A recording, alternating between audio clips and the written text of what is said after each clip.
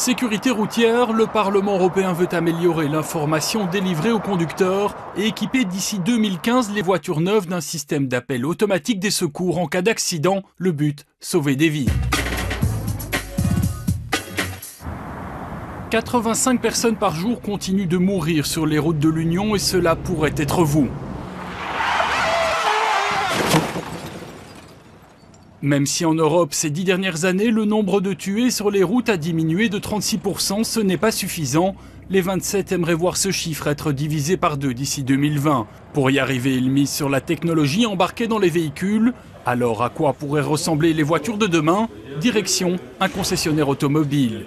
D'ici 2015, toutes les voitures neuves vendues en Europe seront équipées de la technologie qui se cache derrière ce bouton. Elle pourrait sauver 2500 vies par an dans les 27. Il s'agit de la technologie e-call. En cas d'accident, la voiture se met automatiquement en liaison avec les services d'urgence. En cas de déclenchement d'un des éléments pyrotechniques du véhicule, ou les airbags, ou les ceintures, le système entre automatiquement en communication avec notre plateforme d'assistance et envoie également votre géolocalisation GPS.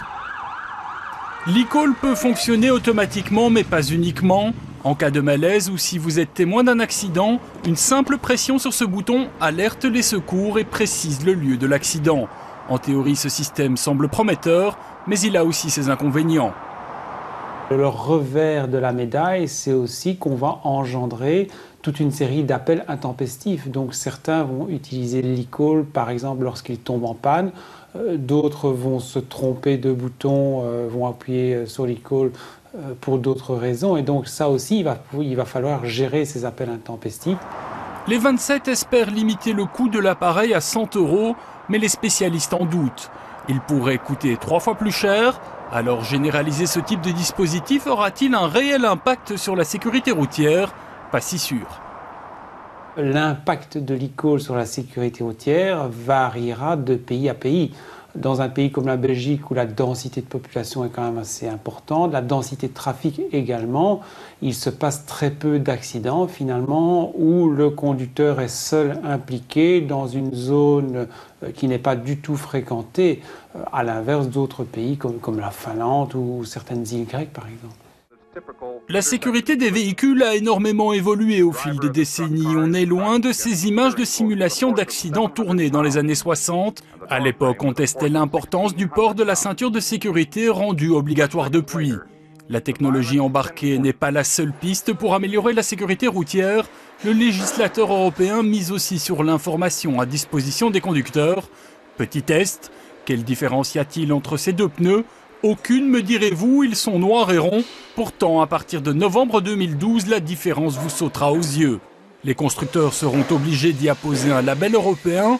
Il facilitera la comparaison. 3 critères y seront repris.